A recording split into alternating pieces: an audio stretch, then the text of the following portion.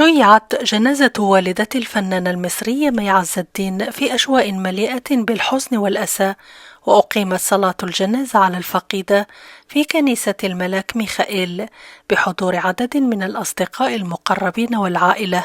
وأثار غياب الفنانة مي عز الدين عن جنازة والدتها الكثير من التساؤلات والقلق بين جمهورها، خاصة أن العلاقة بين مي ووالدتها كانت تعرف بعمقها وقوتها. ووفقا لمصادر صحفية مقربة، فإن غياب الفنانة مي عز الدين عن جنازة والدتها يعود إلى التأثير الكبير الذي تركته صدمة الخبر عليها، فقد تدهورت حالتها النفسية بشكل ملحوظ، مما أدى إلى تعرضها لانهيار عصبي حال دون قدرتها على حضور مراسم التشييع. وفي غياب مي تولى دفن الجثمان الفنان تامر حسني صديقها المقرب، إلى جانب الفنان أحمد عصام والنجمة هنادي مهنا، الذين حرصوا على تقديم الدعم في هذه اللحظة المؤثرة.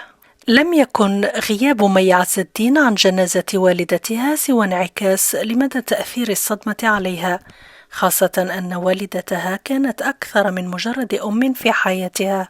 ففي لقاء سابق تحدثت مي عن العلاقة الاستثنائية التي جمعتها بوالدتها، ووصفتها بأنها صديقتها الأقرب التي دعمتها في كل مراحل حياتها. وأضافت مي أن والدتها لم تكتفي بدعمها المعنوي فقط، بل كانت حاضرة في كواليس التصوير لساعات طويلة لتمنحها الراحة النفسية اللازمة أثناء التمثيل، مؤكدة: وجودها كان يعطيني الأمان والدعم الذي أحتاجه دائما. وأكدت مي أن والدتها كانت تحرص على تعليمها وفق الدين الإسلامي رغم أنها مسيحية، وقالت: ماما كانت حريصة على تعليم الالتزام بتعاليم الدين الإسلامي، وكانت تساعدني في أداء الصلاة، بل وتضربني أحيانا إذا قصرت في ذلك.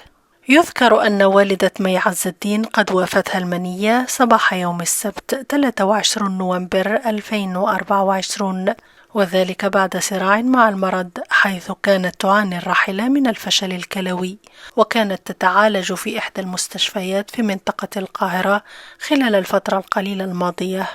وإنا لله وإنا إليه راجعون.